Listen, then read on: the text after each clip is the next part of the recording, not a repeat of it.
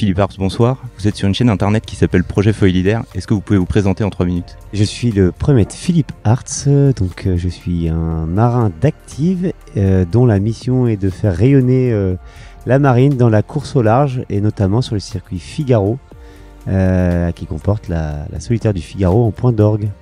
Petit, tu voulais être commando ou skipper ? Petit, je voulais être pilote de chasse. J'ai pas pu passer les tests pour des raisons diverses. Et puis, du coup, en terminale, j'avais dit je serais pilote de chasse ou commando marine. J'ai pas pu passer les tests pilote de chasse, donc je me suis engagé dans la voie des commandos marines. Est-ce que tu sais conduire une moto ? Oui. Est-ce que tu sais conduire une moto en tout terrain ? Oui. Est-ce que tu sais faire décoller un avion de tourisme et le poser ? Un DR400, un Cessna 150 ? Sur simulateur. Est-ce que tu sais faire décoller un hélicoptère Par et contre, le je sais poser ? faire décoller et atterrir un parapente. Ok. Et par contre, je sais que atterrir en parachute. Est-ce que tu sais faire décoller un hélicoptère et le poser ? Non.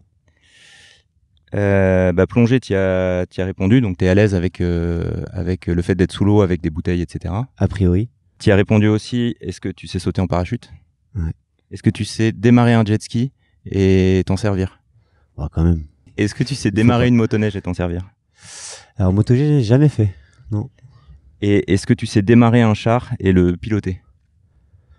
Jamais fait. Pourquoi est-ce que vous parlez bizarrement entre vous ? Ah, tu attendais pas celle-là.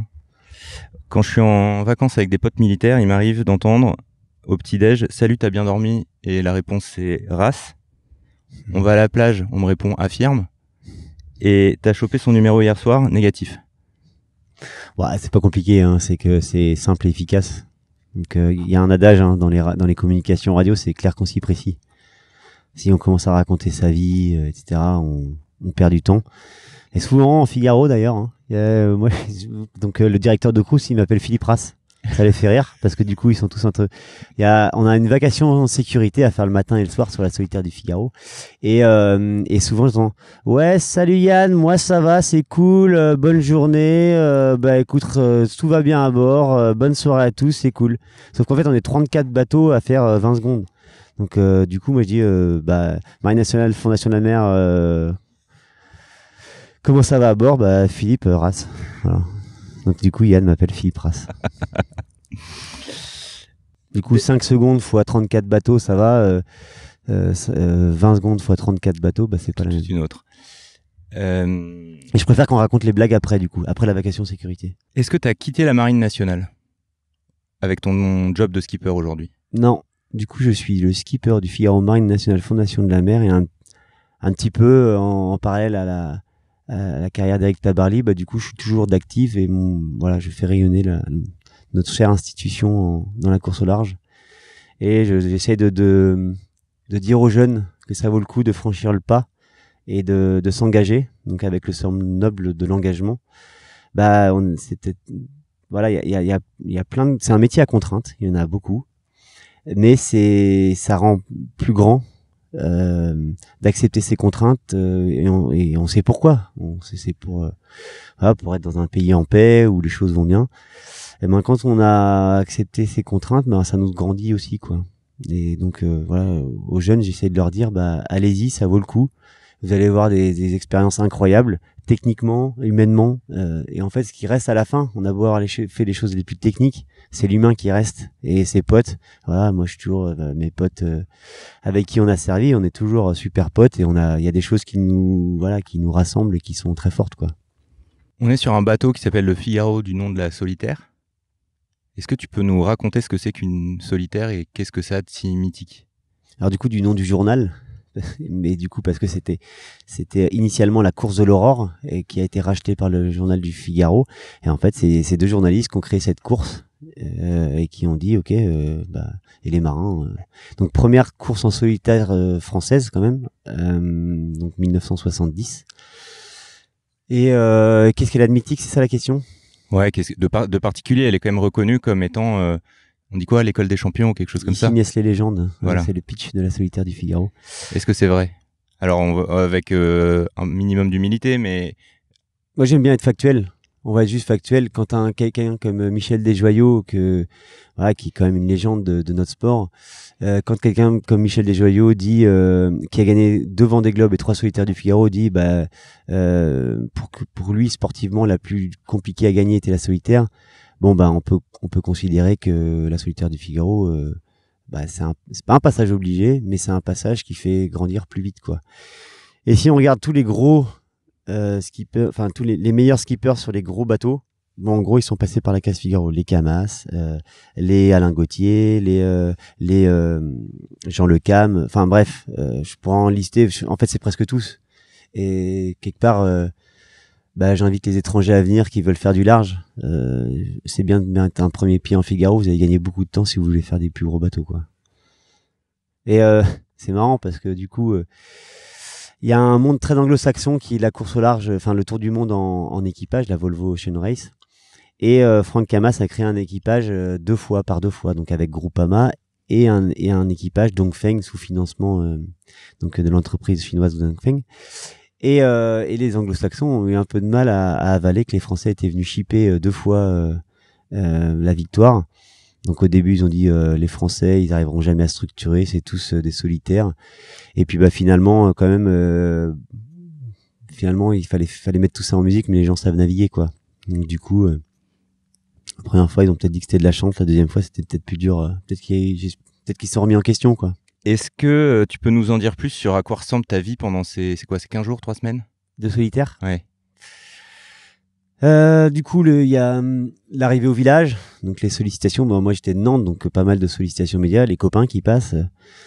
Donc le temps passe un peu vite, les derniers fignolages du bateau, voilà, tout préparé pour être bien prêt au départ. Donc beaucoup de sollicitations, les briefing sécurité, briefing de course, briefing voilà, des sollicitations sur le village de la Solitaire du Figaro. Donc voilà, le temps passe assez vite. Mais là-dedans, il faut capitaliser du repos. Il faut préparer sa course aussi, les briefings avec son routeur, avec son groupe d'entraînement, avec son coach. Et donc du coup, le temps passe vite. Et quand on prend le départ, j'avoue qu'en Figaro, nous on est déconnecté, on n'a pas de communication data à bord, outre que la VHF, donc notre radio de bord, qui capte jusqu'à une quinzaine de kilomètres. Et du coup, ça fait du bien. Et après, on arrive à terre. Alors, selon si ça marche bien ou pas, en fait, on arrive, les sollicitations médias, sollicitations au village de nouveau, reconditionner de sa course. Donc, gérer avec son préparateur, lui il s'occupe plutôt du bateau. Et puis, raconter son histoire et préparer la course suivante, quoi. Est-ce que tu peux nous en dire un peu plus sur cette limitation des moyens de bord en communication? Communication, navigation aussi, parce que le fait que vous ayez pas Internet fait que vous n'avez pas accès à la météo en temps réel, j'imagine. Oui. À quoi vous avez le droit et comment est-ce qu'on se débrouille sans ce à quoi on n'a pas le droit? Du coup, c'est ça qui est intéressant, c'est que quand on quitte le quai, on est déconnecté. Donc la seule communication vers l'extérieur du bord qu'on a, c'est notre radio dont je parlais. Et alors après, on part avec nos fichiers météo de départ. Donc, faut savoir que on a un ordinateur à bord avec la cartographie, et en fait, on intègre des fichiers qui nous donnent tous les vents et les courants sur le long de notre course. Mais plus on avance dans le temps, et plus il y a un effet papillon, et il y a une différence entre ce qui est sur le fichier et la réalité. Et après, il faut savoir interpréter tout ça. Et toutes les 24 heures, ça je parle de la Solitaire du Figaro, toutes les 24 heures on a une météo qui nous est donnée par la direction de course, qui est la même pour tout le monde, mais du coup qui est à la voix. Et après, c'était quoi l'autre question? Et même quand vous êtes hyper loin, vous captez la radio, ne serait-ce que la radio? C'est alors, la portée de la radio? Du coup, ça c'est la base, c'est par la radio qu'on communique avec la direction de course. On n'a pas le droit de communiquer avec d'autres choses que la direction de course ou les gens de la course pour demander des informations qui pourraient aller vers la performance. On n'a pas le droit d'avoir des communications que les autres ne peuvent pas avoir, qui peuvent donner de la performance. Et donc, si je suis pas à portée, on a un téléphone satellite où les communications sont filtrées. Enfin, il vérifie que les numéros qui soient dedans soient celles de la direction de course, et on peut redemander ces informations via le téléphone satellite. Est-ce que pendant cette solitaire, il t'est arrivé de passer plus de 24 heures sans dormir? Oui. Comment Sur cette solitaire, je sais plus, celle d'avant, c'est sûr. Comment on tient? Bah après c'est quand même pas compliqué, on est tous été jeunes, on va en boîte. Finalement, on a fait déjà un tour de l'horloge et puis on recommence sur sur le boulot. Donc finalement, il y a quand même pas mal de jeunes de gens qui ont fait 36 heures sans dormir. Donc 36. Après, par contre, la différence, c'est que là, il faut continuer à naviguer. Et que c'est un peu plus sportif que juste enquiller des bières assis sur un banc quand même. Mais donc, vu que ça s'arrête jamais, du coup, ça maintient éveillé aussi. Donc rien d'impossible, hein, ça se fait, on s'y entraîne. Et après, il y a un moment, ça pique un peu du nez, mais du coup, la difficulté, c'est qu'en Figaro, on va pas dormir plus de 20 minutes. Et par contre, il y a des moments où le bateau, il barre bien, le pilote barre bien, et là, on va pouvoir enchaîner 20 minutes. Pourquoi 20 minutes et pourquoi on fait pas une heure? Pourquoi on fait trois fois 20 minutes, pas une heure? Parce qu'il y a un moment, il y a la sécurité, il faut qu'on regarde ce qu'il y a devant, quoi. Et en général, on essaie de pas dormir quand on va à la côte, parce que si on se réveille pas, je fais juste une petite aparté pour ma mère qui écoute le podcast. Quand il dit le pilote, c'est pas une deuxième personne, mais c'est le pilote automatique et donc un ordinateur qui gère la barre. C'est ça. Donc le pilote, on lui donne des consignes. Il a plusieurs modes de fonctionnement, un angle par rapport au vent, un cap, direction vers un waypoint. Il y a plusieurs modes. Est-ce que tu dirais que ton passé de commando marine est un avantage par rapport aux autres? Oui. Oui, c'est un avantage parce que des nuits courtes sur l'eau, je les ai pas découvertes en Figaro. Donc oui, c'est un avantage. Est-ce que vous avez strictement tous le même bateau? Parce que donc quand j'ai interviewé Tanguy Le Turquet, il m'a dit ça sort du chantier Beneteau. Est-ce qu'il y a des choses que vous avez le droit de préparer? Oui. Alors du coup, c'est la seule classe de course au large en monotype, en solitaire. Donc on a tous le bateau, ils sortent du même moule. Et tout ce qui n'est pas expressément écrit dans les règles de classe est interdit. Donc du coup, je n'ai pas le droit de... Voilà, si y a ce padaille là qui est rajouté, c'est parce que c'est écrit que j'ai le droit d'en rajouter. Mais j'ai pas le droit de faire de trous. J'ai le droit de coller des padailles. Donc voilà, tout ce qui n'est pas écrit est interdit. Et si je veux, je peux proposer à la classe de faire une modification des règles de classe. Parce que je trouve que c'est pertinent de faire ça. Ça peut être accepté ou non. Et vous avez même les mêmes voiles? Est-ce que les voiles sortent du même... Non, la seule chose qui n'est pas monotype, ce sont les voiles. Et pourquoi les voiles ne sont pas monotypes? Parce que c'est quand même compliqué de faire des voiles strictement identiques, rigoureusement identiques. Et après, il y a des travers. Hein. Quand on commence à faire de la monotypie sur les voiles, il y a quand même des travers de coût, de logique de coût, etc. Donc en perte de qualité. Donc c'est... Voilà, le fait que les voiles soient pas monotypes, c'est un choix et sportivement, c'est pas tant un problème que ça. Et comment est-ce qu'on vérifie, par exemple, qu'une personne ponce pas son foil alors que c'est interdit ou il peut y avoir des carottages. C'est-à-dire qu'on fait un trou et on vérifie, s'il y a pas d'enduit, s'il y a pas de, voilà, on peut vérifier. Dans la structure? Ouais, ça s'est fait en Figaro 2. Quand on avait des doutes? Ouais, des doutes, ils ont carotté, gros trou, pourquoi s'il y a de l'enduit ou pas. Donc voilà, ça peut... Et c'est très surveillé aujourd'hui sur le circuit Figaro? On a un passeport bateau. C'est-à-dire que quand on doit passer le bateau au chantier, il y a pour quelqu'un travaille sur le bateau, il faut qu'il soit à la classe. Donc il a les règles de classe. Et après, si quelqu'un vous laisse égarer, en tout cas, on peut tous visiter un bateau qui est au chantier. N'importe quel adhérent de la classe peut aller visiter un bateau qui est en chantier. Et une fois mis à l'eau, non? Une fois mis à l'eau, t'as le droit de monter sur un bateau et dire s'il vous plaît, je voudrais inspecter ce qu'il y a à l'intérieur. Je peux pas moi comme ça. Si je vais voir le skipper, je peux lui dire ok, moi je veux voir ça. Il peut me dire oui, mais il peut me dire non. S'il me dit non, j'ai la voie officielle, c'est de le demander à la classe valide, et là je peux aller voir. Et la classe ne refuse jamais, j'imagine. En fait, non. Mais après, c'est pour éviter faire du harcèlement. Je veux dire, s'il y a quelqu'un qui. À quoi ça ressemble tes entraînements? Parce que t'as combien de jours de course à peu près dans une année? À la grosse, hein. On n'est pas là pour... Alors là, par exemple, en 2022, il y avait 9 épreuves au circuit. Alors, on peut aller dans d'autres épreuves, mais déjà, ça fait quand même un gros morceau. Moi, par exemple, cette année, j'en ai annulé 2 qui étaient pas parce qu'il y a le circuit du championnat de France élite de course au large. Moi, j'en ai annulé 2 qui étaient en plus parce que c'était trop. Je commençais à trop courir dans tous les sens. Donc du coup, et voilà, les épreuves, il y en avait 9, donc j'en ferai 7 cette année, sachant que si on prend la solitaire du Figaro, c'est déjà un mois. Et donc en fait, ça enchaîne des fois. On voit 2 semaines entre 2 courses. Mais en fait, entre deux semaines, faut récupérer de la dernière, préparer la prochaine. Donc comme ça, on croit qu'il y a des trous dans la saison, mais en fait, il y en a pas tant que ça. Tu t'entraînes en même temps que tu participes aux courses?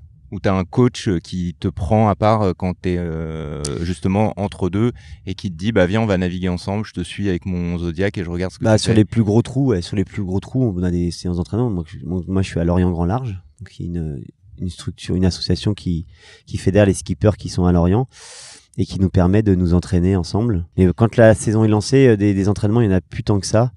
C'est plutôt en avant-saison qu'on s'entraîne et qu'on essaie des choses. À propos d'entraînement, etc., tout ça a un coût. Tu as dit que tu voulais pas forcément rentrer dans le détail du modèle économique. Ce qu'on voit, nous, de l'extérieur, c'est qu'il y a des sponsors qui mettent de l'argent, qui bénéficient de cette visibilité. Mais j'imagine que vous n'avez pas tous les mêmes facilités. Non. Parce que j'ai l'impression qu'il y en a qui sont dans des structures, d'autres qui doivent se débrouiller tout seuls. Oui, tout à fait. Comment ça s'organise, en fait, tout ça? Du coup, tiens, mais la revoilà. Il y a une mouette avec nous. Du coup, ouais, comme tu dis, le modèle économique est différent. Il y a des écuries, qu'on peut rappeler des écuries de course au large. On peut citer Massif et CMB Région Bretagne. Eux, ils ont un projet qui dure dans le temps et qui a une sélection de skippers. Donc en fait, c'est très pertinent, ça marche très bien. Le skipper est sélectionné, il rentre on va dire entre guillemets, dans un moule avec une structure qui est bien établie. Et c'est sûr que la courbe de progression, elle en est forcément facilitée puisqu'il y a moins de soucis de gestion de on va dire commercial. Il n'y a pas de démarchage de partenaires. Il n'y a pas les factures, il suffit de les envoyer. Il y a une secrétaire, il y a une structure. Il y a les communicants qui sont déjà en place. Donc voilà, la structure est en place. On rentre dans cette structure et puis on s'occupe exclusivement, plus ou moins exclusivement, du sportif. Et après, la plupart des skippers sont pas sous ce fonctionnement-là. Ils se débrouillent pour trouver des partenaires, ils se débrouillent pour trouver des communicants. Pour ma part, c'est ma femme. Donc voilà, c'est pour ça que les marins sont en général assez débrouillards, c'est que du coup, il faut être un peu multicasquette. Il y a le sportif, il y a la bricole, il y a l'aspect un peu chef d'entreprise. On emploie des préparateurs. Et donc, forcément, c'est une grosse partie de l'énergie qui part dans la gestion du projet et pas dans le sportif, quoi. Donc voilà, c'est les deux montages.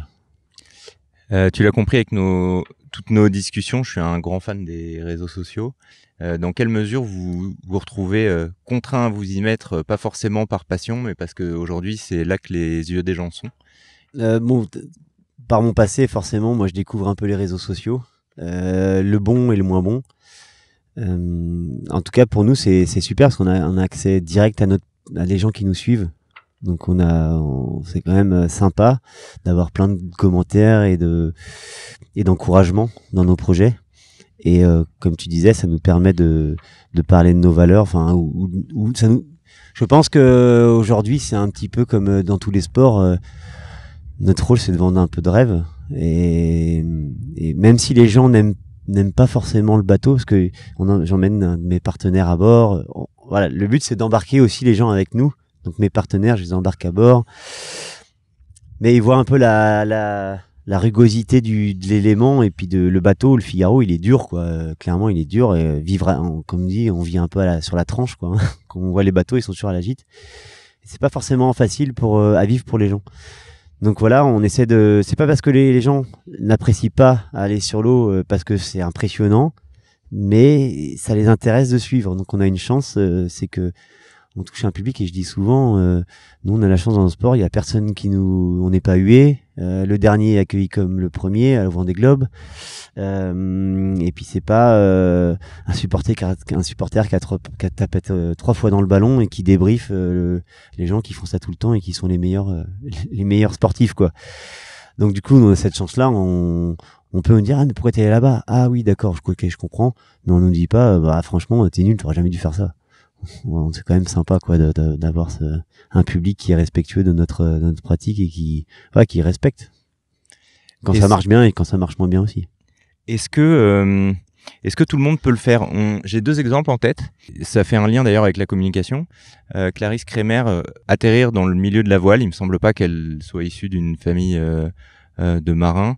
Crever l'écran et au passage faire des belles perfs à la voile. Et je pense également à Jean-Marc. J'ai suivi l'histoire de loin, mais visiblement on était sur cadre parisien Paris.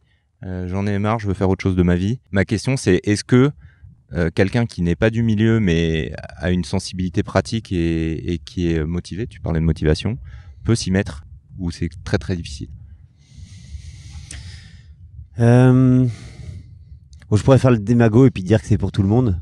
Non, je pense qu'il y a des gens qui aiment pas. Et le seul moteur, c'est l'envie, quoi. Et après, une fois qu'on a l'envie, il y a tout le reste suit. Et peu importe qu'on soit un voileux depuis tout petit ou pas, la chance, c'est que la course au large, c'est un nouveau départ. Donc, le bon exemple, c'est Clarisse. Elle avait pas son passé de voileuse pour elle, mais elle avait d'autres cartes en main. Et puis après, je pense que tout le monde peut apprendre. C'est juste une histoire d'envie. Et en tout cas, elle l'a prouvé. Elle a vite appris. Ses cartes en main, c'est son côté.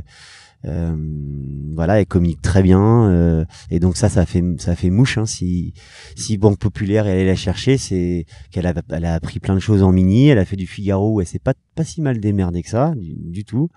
Et donc du coup, bah finalement, elle a appris très vite. Elle a fait du bateau, elle sait communiquer. En gros, elle a un peu tout ce qu'il faut pour. Elle avait validé toutes les cases pour des plus gros projets. Donc quand Banque Populaire va la chercher, ils savent qu'elle sait faire du bateau et qu'elle sait communiquer et elle sait embarquer les gens et les faire rêver. Et en fait, comme je disais, notre métier c'est gagner, mais je pense que faire embarquer les gens avec nous, ça fait partie aussi de c'est notre rôle. La vieille image du vieux loup de mer qui part faire ses courses et qui gagne tout seul et qui fait un interview à l'arrivée. Bon, bah, si celui qui a pas compris que le monde avait changé et qu'aujourd'hui, ben, il faut embarquer les gens avec nous et les faire vivre nos aventures. Alors, quand ça marche bien, mais quand ça marche pas bien aussi. Et ben, voilà, je pense il passe à côté de notre métier d'aujourd'hui, quoi. Alors, le monde a changé. Le monde change. Ouais. Le monde a eu chaud cet été. Est-ce que tu considères que vous faites un sport écologique? Parce que de l'extérieur, ça l'est. Vous naviguez à la voile, le moins possible au moteur. En course, vous n'avez pas le droit d'utiliser le moteur, tout simplement. Il est plombé, donc on est sûr que vous cramez pas une goutte de gasoil. En revanche, j'ai vu des photos de Figaro qui rentrait de l'autre bout de l'Atlantique en cargo. Est-ce que tu penses que c'est encore, j'allais dire, acceptable? En fait, je suis assez d'accord avec le fait que l'impact est sans doute mineur au regard de tout ce qui se passe dans le monde, mais étant donné que c'est un sport qui est beaucoup regardé et qui est vu comme quelque chose d'exemplaire de ce point de vue-là, est-ce que ça peut continuer des courses comme ça? Bah, moi, je dis souvent, hein, le vrai écolo, c'est celui qui bêche son champ et qui a une tiny house qui chauffe à minima, etc. Pour moi, ça, c'est le vrai. Tout le reste, on peut trouver des excuses tant qu'on veut, mais est-ce que la voile est écolo? Bah, non, je suis pas sûr. On va quand même sur l'eau, sur des bouts de plastique, en changeant de voile tous les ans, parce que la performance est là. Donc, est-ce que la voile c'est écolo? Non, c'est pas écolo. On sauve pas la planète. Par contre, moi, alors ça fait un petit peu s'acheter une bonne conscience, mais par contre, on peut inspirer des gens par notre notoriété. Et moi, notamment, c'est plus dans ma vie personnelle que j'essaye d'avoir de la sobriété, beaucoup de sobriété. Et moi, je suis engagé au sein de la classe Figaro dans la commission RSE, et on réfléchit quand même à notre impact et on essaie de se poser des questions comment le diminuer. C'est pas évident, c'est évident dans aucun domaine. Changer, c'est difficile. Par contre, ce qui est bien, c'est qu'en Figaro, vu qu'on a un monotype, les bouts de plastique sur lesquels on flotte là en ce moment, en fait, ça peut durer très longtemps si c'est bien entretenu, ce qui est le cas puisqu'on fait de la course avec. Et donc là, on n'est pas sur de la course à l'armement parce qu'on a le même bateau. Donc du coup, là, pour le coup, la classe Figaro là-dessus je pense qu'elle est bien. Et là, il y a eu donc l'organisateur de la solitaire, OC Sport, a une politique, c'est Racing Sport, et a fait des bilans pour voir où est-ce qu'ont été les gros impacts de notre sport.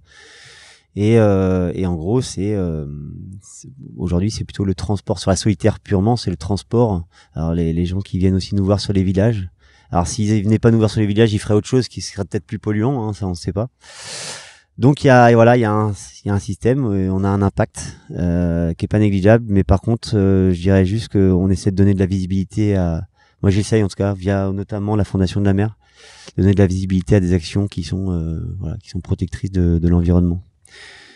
Mais voilà, il y a plusieurs actions. Moi, j'essaye Alors c'est marrant, j'ai eu un échange avec Jean-Marc Jancovici, pour ceux que je salue, pour ceux qui connaissent. Je pense que je lui enverrai la vidéo. Donc voilà, moi je suis beaucoup son travail, et il m'a dit 5% par an. Il m'a dit tu peux pas faire du jour au lendemain. Il m'a dit améliore de 5% par an, c'est ça l'objectif. Sinon on va être très déçu, frustré, et on n'y arrivera pas. Donc voilà, il s'est diminué. Donc moi, au sein de la classe Figaro, ce que je voudrais, c'est que on mutualise les transports et que tout notre matériel qui passe par la terre passe dans un camion. Et en fait, on n'est pas avec 100 bagnoles qui passent par la terre, mais un camion et un bus ou 2 bus. Et ce qui fait que on sauve pas la planète en faisant ça, mais on diminue énormément l'impact. Et pour le confort individuel, il diminue, mais pour l'impact général, là, il augmente. Dans le bon sens. On a vraiment une amélioration de notre impact. Alors, on peut faire le calcul de bilan de CO2 économisé, mais faire ça, on économise énormément, quoi. Et pour la Transat où on a les sponsors qui vont 4 jours aux Antilles pour boire une coupe de champagne, on fait quoi? Encore une fois, je critique pas. Ça s'est toujours fait. La Transat fait rêver beaucoup de gens, mais moi, j'ai décidé de pas la faire parce que un bateau qui traverse l'Atlantique et qui peut pas rentrer tout seul, moi, je considère que c'est plus de notre temps, quoi. Donc voilà, en IMOCA, ça va tellement vite que il faut en aller un retour, c'est cohérent. Moi personnellement, je ferais pas la Transat en Figaro parce que je considère on peut faire d'autres belles courses sans avoir besoin. Et si on peut traverser l'Atlantique et puis on fait une course retour. Mais attention, là il va y avoir moins de monde, il y aura moins de volontaires, je pense. Contre vent et courant. C'est ça. Ouais, c'est ça. Du coup, les conditions et puis il va y avoir un coup, il va y avoir. C'est pas anodin, quoi. Donc on est content de traverser avec le vent et les courants. Contre, c'est un peu plus difficile, quoi. Avant de terminer, est-ce qu'il y a des choses dont tu voudrais parler? Est-ce qu'il y a des choses dont je voudrais parler? Oui, voilà, pour résumer, en conclusion, aux jeunes qui sont intéressés par les métiers de la marine, n'hésitez pas à pousser la porte des CIRFA. Il y en a partout en France, des CIRFA marines, mais il y a d'autres façons de servir. Et puis en termes de valeurs, s'il y a des partenaires qui sont en accord avec mes valeurs, qu'ils n'hésitent pas à me contacter. Je cherche à compléter un petit peu mon budget 2023. Et puis je cherche des partenaires qui souhaiteraient s'engager sur un Vendée Globe 2028. Donc, alors ça, c'était ma question d'après, effectivement. Et puis ensuite, oubliez ce qu'il vient de dire, parce que ici vous êtes sur une levée de fonds pour le cancer des enfants. Donc si les zéros vont quelque part, choisissez bien. Choisissez bien. Tes projets futurs, ouais. Alors ouais, juste pour revenir, donc du coup je porte aussi les couleurs de la Fondation de la Mer, qui est une fondation qui essaye d'améliorer notre impact sur les océans et qui fait des actions directes et indirectes, notamment qui soutient des ONG locales pour notamment un exemple parmi d'autres, c'est le ramassage de déchets tout le monde entend parler, mais il y a des actions plus directes de soutien de recherche sur la protection des coraux, et qui a notamment créé un label qui est un peu une première, un label c'est le label Ocean Approved, et c'est une démarche où les entreprises s'engagent à une labellisation par le bureau Veritas, donc un bureau indépendant, donc qui finance l'audit et et l'audit dit ok, là vous êtes dans le bon par rapport à la protection des océans, là vous progressiez. Donc c'est une démarche positiviste où les gens s'engagent, les entreprises s'engagent. Et moi je suis très soucieux je suis inquiet. Enfin le terme c'est inquiet par rapport à. On l'a vu cet été, on a les premières manifestations physiques de notre réchauffement climatique. Mais voilà, comme je dis, moi les fonds de l'eau, je les ai un peu tapissés. Du plastique, il y en a partout. En Méditerranée, notamment, que j'ai le plus tapissé. Quand on voit pas de plastique, c'est parce qu'il est recouvert des concrétions. Et il y en a partout. À chaque dépression, il y a un monceau de plastique, quoi. Donc, j'invite les gens à faire des baptêmes de plongée, à aller voir. Il y a toujours du plastique dans le champ de vision, quoi. Je suis pas contre le plastique. Je suis pour le plastique utilisé bien. Et en tout cas, quand on voit du plastique au fond de l'eau, ça y est, tu t'exprimes, toi. Quand on voit du plastique au fond de l'eau, c'est pas les autres, c'est nous. C'est-à-dire qu'on a tous un plastique qui s'envole, on a tous, tu vois, ça c'est le folklore, tu vois. On est en rade de Brest, et puis elle s'exprime. On parle de l'environnement. Et elle est d'accord. Elle est tout à fait La d'accord. mouette est complètement d'accord. Donc là, ça veut dire oui. Ça veut dire oui en mouette. Donc voilà, cette thématique-là est importante. Et en tout cas, la transformation ne sera pas que par le gouvernement, elle ne se fera pas que par les entreprises, elle ne se fera pas que par les institutions, elle se fera aussi par les individus et elle se fera à tous les niveaux. Ou elle se fera pas, mais là, ça va être très compliqué si ça se fait pas. Avant que je fasse un appel pour laisser une dernière fois aux gens le choix entre te sponsoriser et faire un don pour la recherche sur le cancer des enfants. Il y a pas, ça peut être et où, hein. C'est vrai, on n'est jamais assez généreux. Tes projets futurs, tu nous as évoqué un Vendée Globe. Oui, donc là, pour l'instant, je navigue en Figaro. L'idée, c'est de repartir en Figaro l'année prochaine. Et cet hiver, je vais prendre ma casquette de commercial et d'essayer de vendre un projet Vendée Globe 2028. Par contre, ce projet-là, je souhaite lui donner une tonalité et qui va avec mes valeurs. Voilà. J'en dis pas beaucoup plus, mais c'est un petit peu mon idée de trouver les gens qui sont en accord avec ces valeurs. Donc, pour certaines personnes, attendez-vous à me voir vous contacter. Moi, je suis hyper content parce que maintenant que j'ai ta carte de visite, si je veux passer à la vitesse supérieure et faire un reportage sur un IMOCA, j'ai juste à attendre un peu alors. Si j'étais un bon commercial cet hiver, oui. Alors juste pour que vous sachiez, j'en avais discuté avec Tanguy Le Turquet, je crois qu'une saison en Figaro, on était sur l'ordre de grandeur, c'est 150 000 euros. Ouais. Et quand on passe sur IMOCA, on parle de millions. Ouais, on est plutôt à millions, ouais. Mais par contre, la visibilité, hein, voilà. Juste pour l'exemple, Virtual Regatta, pendant le Covid, c'est plus d'1 million de personnes qui se sont inscrites et qui sont allées juste un peu jouer et essayer de comprendre comment fonctionnent ces courses-là. Philippe, merci pour ton accueil. Merci pour le dîner hier soir avec les dauphins. C'était très bien organisé, hein, cette attraction. Là. Bravo. Ouais. Attends, du coup, comment on appelle les dauphins alors ? Flipper. Non. Comment est-ce qu'on les fait venir ? Si vous êtes sur un bateau et que vous voulez faire venir un dauphin, vous mettez de la musique. C'était quoi ? Interstellar ? N'importe quoi. Hein. Ils sont curieux. Mais Interstellar a quand même pas trop mal marché. Ouais. Et si vous voulez les régaler, vous regardez le sketch d'Orelsan et Jonathan Cohen sur Freddy. Merci de nous avoir écoutés. Si vous souhaitez soutenir la cause de la recherche sur le cancer des enfants, vous pouvez faire un don avec le lien en description. Il est défiscalisable et reversé à 100% à la recherche. Je ne garde pas un centime. Et si vous avez aimé cet épisode, vous allez adorer celui qui s'affiche à l'écran.